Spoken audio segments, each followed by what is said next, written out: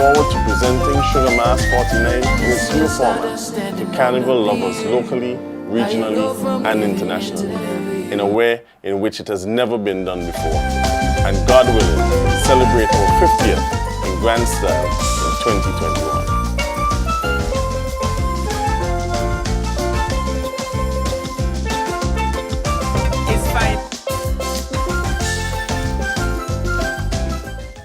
Financial Information Month in the Eastern Caribbean Currency Union.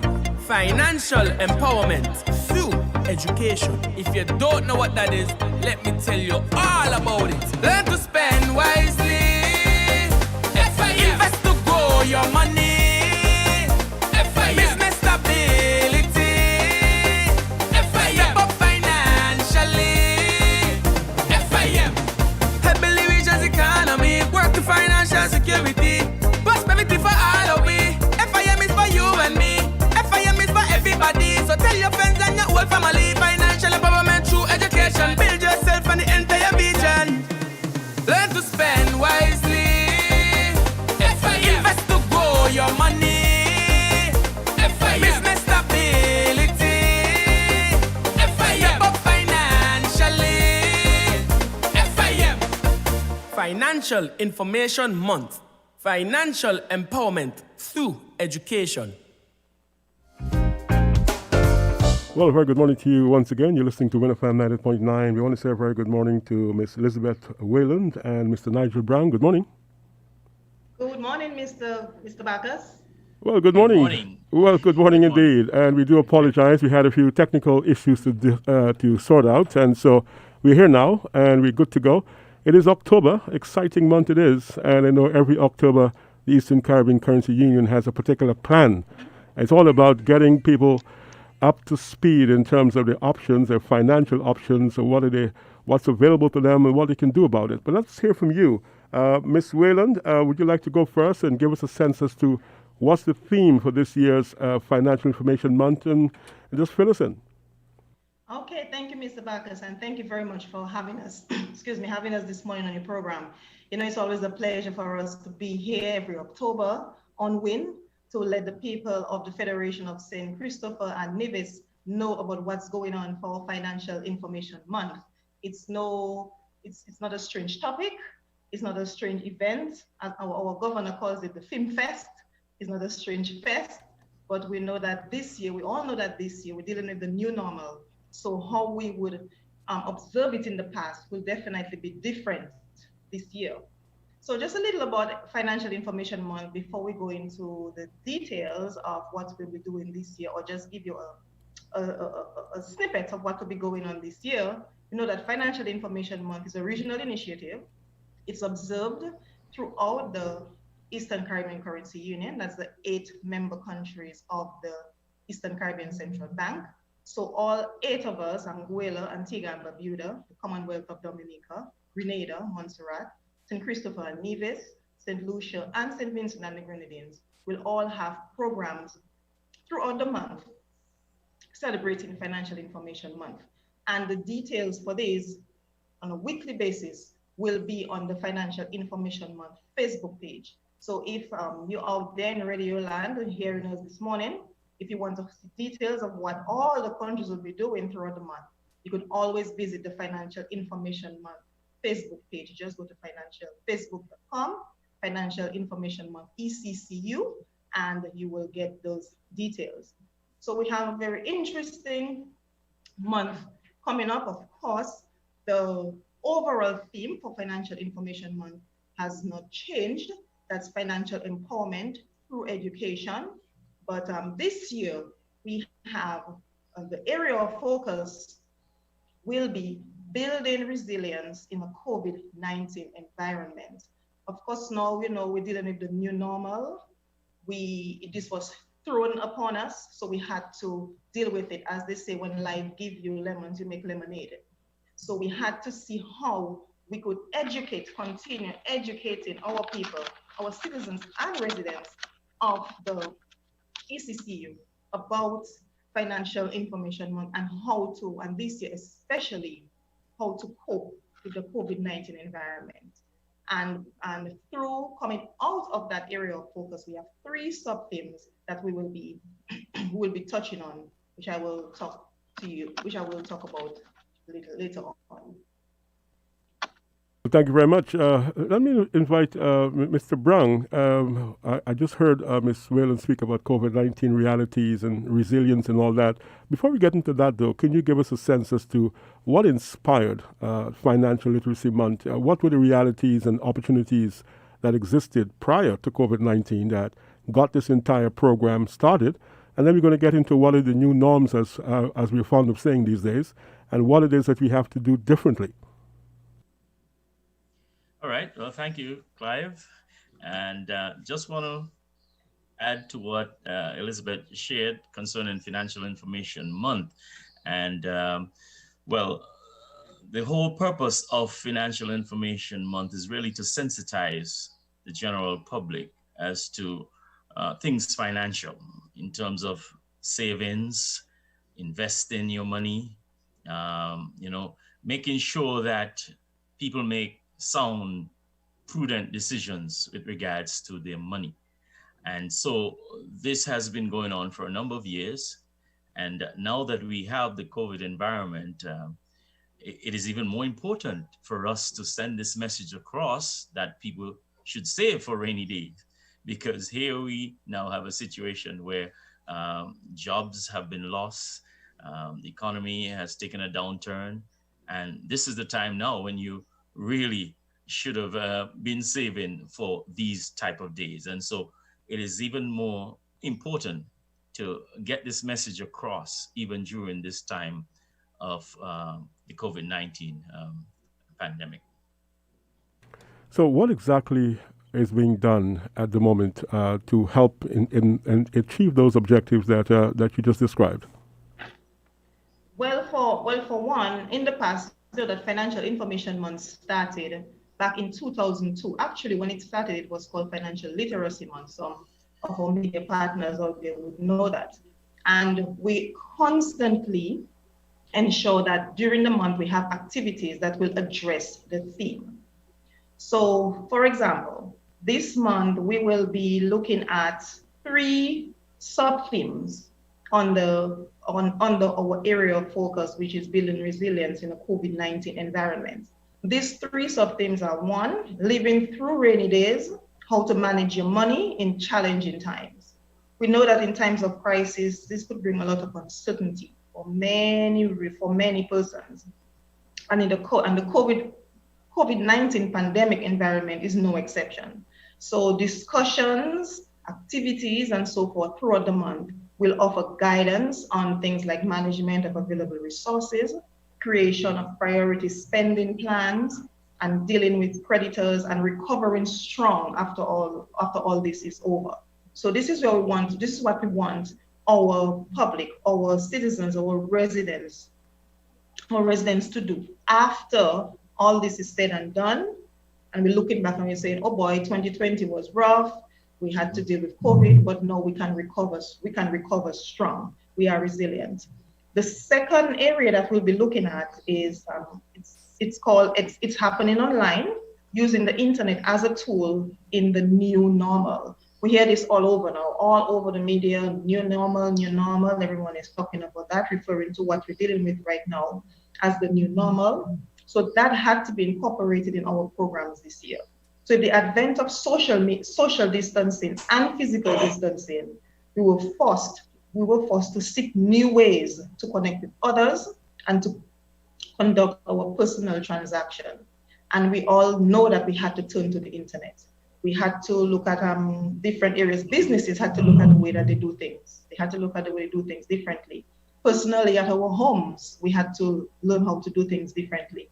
Even in St. Kitts, at the beginning of the lockdowns, we had some persons who were actually ordering groceries online and they've been delivered at their front doors. So things have changed. There is a new normal, and we had to adjust, and we had to look at the internet, look to the internet for that. So some of the activities we'll be doing, or programs we'll be discussing FIM this year, will zero in on that second area of focus. The third one is dubbed turning the frown upside down, creating new opportunities from COVID-19. As the COVID-19 pandemic continues to create uncertainty, many are under stress, all different types of stress: personal stress, spiritual stress, physical stress, mental stress. However, crisis and extreme threats can be useful in creating incentives and motivation, which can potentially lead to new behaviors and the creation of new systems and structures. And this is throughout society, even in our own homes, we are recognizing that. So this sub-theme will highlight the opportunities that can emerge from this adversity. So these are the areas that we're looking at and the things that we want to bring across to our public this year in terms of FIM. And Nigel will talk about some of the activities, just give you a rundown on some of the activities that will be carried out. And as I said before, if you're interested in knowing the different activities in our 8 member countries, that will be on the FIM Facebook page.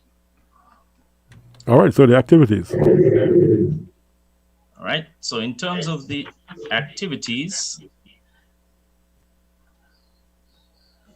starting with the 10th of October, there'll be a virtual library hour.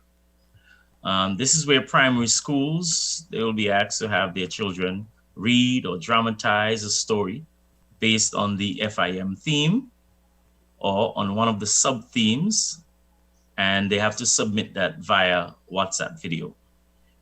Now, the school that is adjudged as doing the best wins a prize.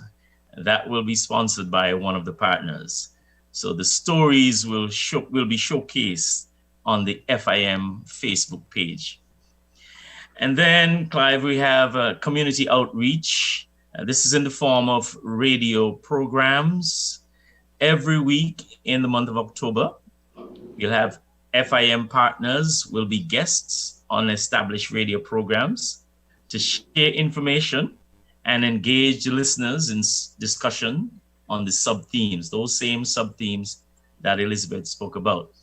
It will also provide a platform to showcase the month's activities and for FIM partners to share information about their products and their services.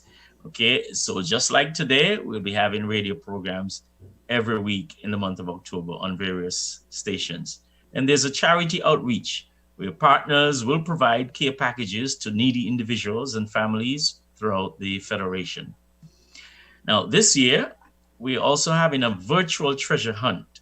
Now, in past years, we have had the treasure hunt, which is a highlight of the Financial Information Month that happens at the fair in the square. But this year, because of the circumstances, we have decided to have a virtual treasure hunt. This comes off on Saturday, 24th October. What is going to happen is that we'll be using the Smart Finance app. This is an app that was created and it is used for Financial Information Month each year. So we're going to use that app and also our Facebook page, our FIM Facebook page, and the treasure hunt will be done virtually. Persons will be logging on, and this is pertaining to the students of the secondary high schools. Students will be logging on to the Smart Finance app to receive their clues and trying to solve for the ultimate winner. And so this promises to be exciting from a virtual perspective. Then on the 29th of October, we have our virtual business symposium. Again, this is another highlight of Financial Information Month, but this will be done virtually from 4:30 to 7:30 in the PM. And so we're inviting all those who are listening, those who are interested in business, those who have a business, we'll be discussing these subtopics that you heard mentioned. Of course, we'll be having daily quizzes on the Smart Finance app. Questions will be uploaded daily, and persons can log on to that app and you might win a prize. Okay, and we have financial tips that will be shared throughout the month as well. The tips will be uploaded to the Facebook page, the FIM Facebook page, and then we also have the wearing of the t-shirts throughout the entire month. This beautiful t-shirt that you see us have on here, Clive. Yes, partners will be adorning themselves in the specially branded FIM t-shirt every Friday during the month of October. All right. And so that is how we intend to spread the campaign message throughout the month of October with the various activities that we have set. Sounds very exciting. I know the ECCB, you've always done things in a sort of a meticulous way, so I'm not surprised if you have a decent program lined up. What has been the feedback, though? What have you heard in terms of how the demographics are responding in terms of what they consider to be their priorities? Have you had feedback that you want to share with us? We haven't had feedback as yet. When you say priorities in terms of this new normal, how persons are responding? Yes, sometimes you might find people are having a difficulty, let's say, prioritizing their spending, because when you're stressed out, you may find yourself wanting to spend money on ice cream. Well, one of the things that we've been doing at the bank, you've probably heard about it, of course, is the digital dialogues, the ECCB digital dialogues. And this initiative came about particularly because of COVID-19. And during the session, the public is invited to take part, share their questions, ask questions, their comments on how they feel about what's going on. And there have been various areas on ECCB Dialogue that address things like whether it's banking, whether it's food security, faith, and others. Yeah. And we have seen the comments from the public during this program, how persons feel, the effects of the pandemic on them, and the different assistance they would need. I know some persons, for example, when we did pandemic and faith, some persons, when we did the Mentimeter survey during the program, most persons said that they would need support, like for example, their church, in terms of prayers, in terms of just someone being there for them. So these are the kind of responses we've seen so far throughout the region. Now, is it different strokes to different folks in the sense that that some people are very, very savvy when it comes to online use, and there's some people who are very reluctant. They feel like they're losing something if they have to go online. How are you measuring that in terms of, I know, well, the younger people are going to be, let's go, let's do this. And some of the older folks may be dragging their feet and still want to go to the bank and stand outside in the line until the bank opens. Yeah, exactly. And especially our older folks here, they're traditional, but these are some of the things that we're asking our partners to gauge. Look at what's going on, and they would need to feed us that information to let us know how persons are reacting. Do they have more online business now, online services now? And during the course of the month, when they are engaged on these radio programs like this, they will be addressing those. Yeah. Mr. Brown?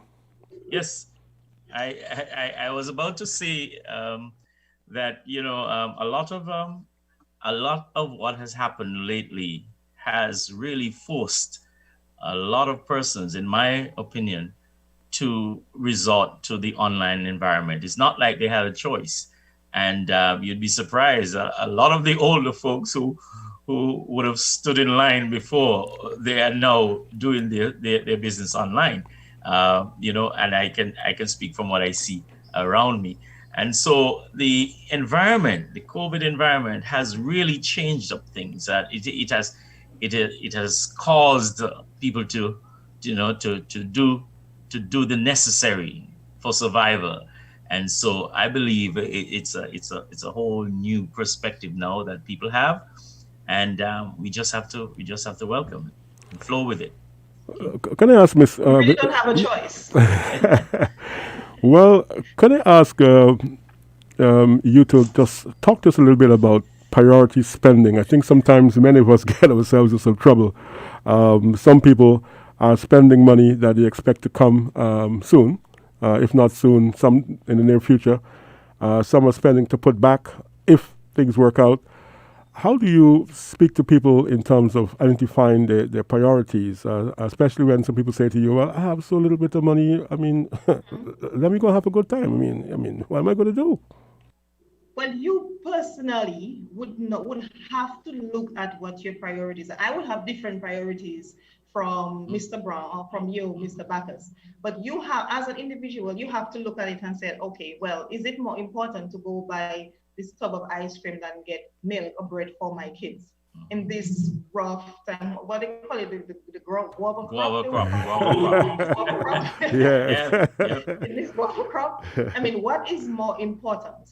Okay. And the other thing is persons have to realize that it is not, the times are not always good. So when, as we always tell our public, when things are good, you ensure that you provide for when things are bad. So you save, you invest wisely. So when things are bad, you are in a better position. And prioritizing is extremely, extremely important, because if you don't do that, you're going to end up in a lot of trouble.